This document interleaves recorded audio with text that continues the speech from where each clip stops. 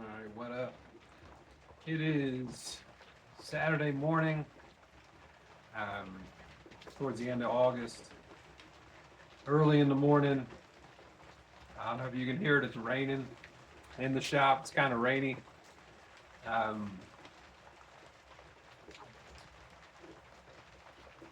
all right, so this is part four, but I think it's going to be part 4 through 7. Um, just because if I explain this to you, it kind of gives you the whole story. Then I'm also just tired of doing this. Makes me feel like a crazy person. Part four, baseball. Um, so there's like any number of ways to kind of explain it. Um,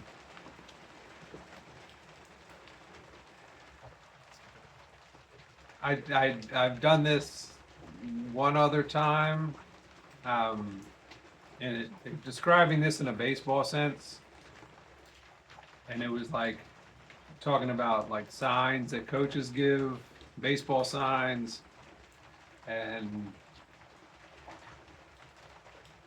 there's like a thing called an indicator. So I was like had this little story about getting the sign, like interpreting the sign of the cross. Um, but I don't know that's really accurate. Um, I mean, it's accurate, but I don't know that it'll be that compelling. I think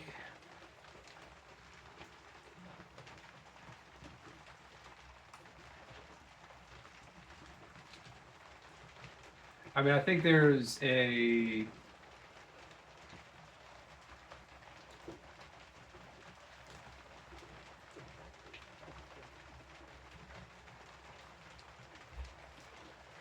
so when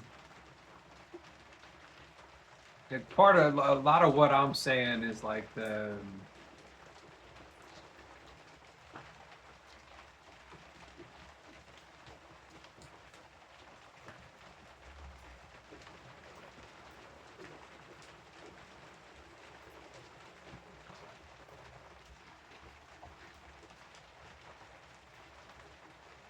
all right, so I'll tell you a story about my high school baseball team. So the I played baseball high school. I liked it. It was fun. Played third base. Team was pretty good, and took it serious enough. And it's funny. One of my best memories from my high school baseball team was one day it just rained like crazy. It was just like a downpour, cats and dogs situation. Enough so sometimes we play in the rain, but like it rained too much, we couldn't. And the but we were already there at practice, and we ended up like playing in the rain. Like there was like the whole team was running around, slipping and sliding. Right by our field at Roosevelt, there's like this hill, so like people were sliding down the hill, and it was so rainy and wet that it was like the whole field became like a slip and slide situation. And I think when you're in high school, everybody tries to act as cool as they can. You know what I mean? So like a lot of the guys on the baseball team, myself included, like you try to keep up your persona of like, yeah, I'm kind of a cool person, and you wouldn't really act like a little kid at school, not really. Uh, but I remember that one day when it was raining, everybody, our whole team, it was like we became little kids again. Everybody was running around having a good old time, playing in the rain, and there was something about it that it's one of my best memories from high school was everybody doing that.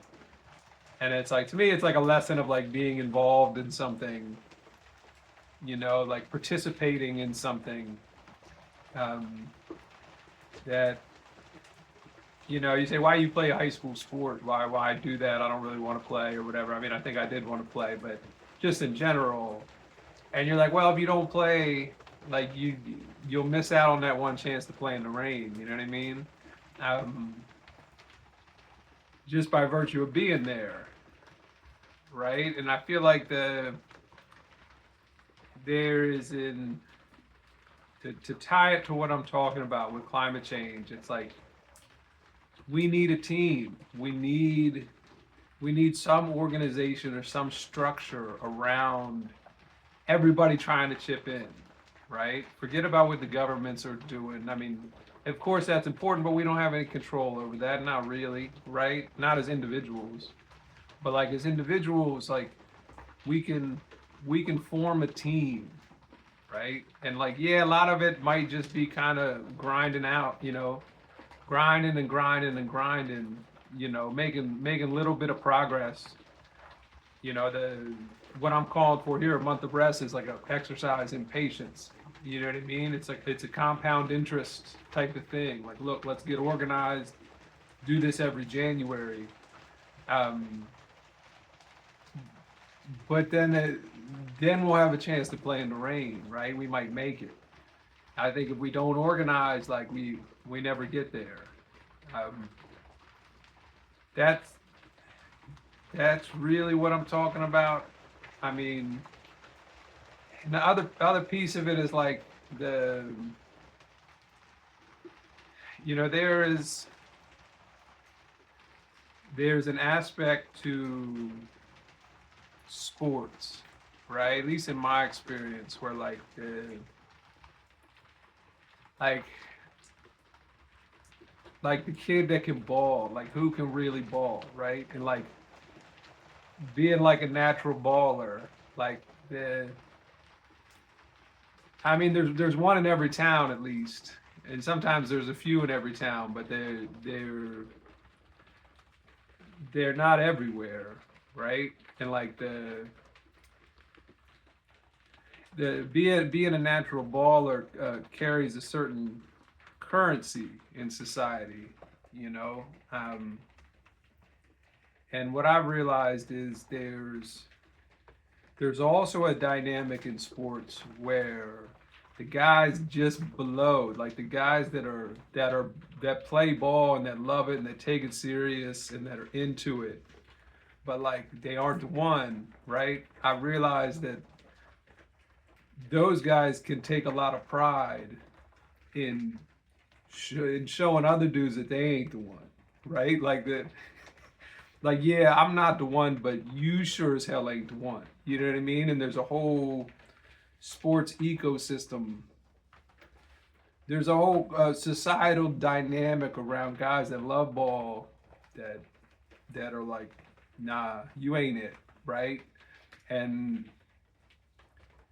I realized that like what I'm talking about here, like the reason I understand what the sign of the cross means is because Jesus brought me the hidden manna, right? It's written in Revelation, right? That I'm gonna bring him the hidden manna like he did to me back in 2008. And like that's why I know what time it is and like how we need to start moving, right? But like how you come out and say you the one, right? How you do that, right? People ain't trying to hear that. So it puts me in a predicament. It makes me a crazy person, right?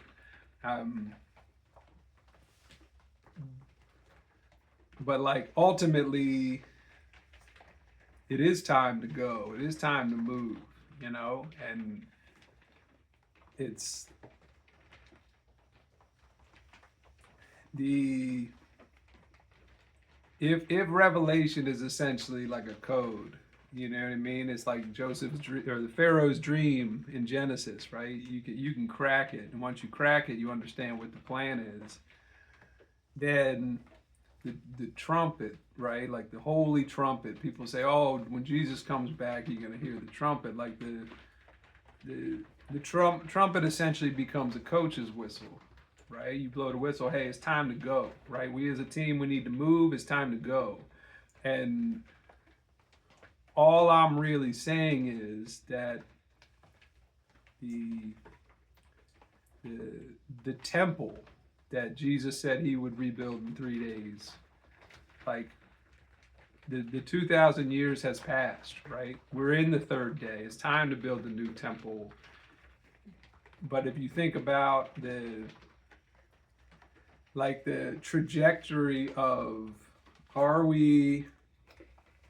is there a rapture? You know, they coming to take all of us and say, all right, we're going somewhere else. Or is the journey to the promised land on earth, right? And if it's on earth, then the trumpet or the whistle coming is really like, no, let's go. Let's start moving towards a better place on earth.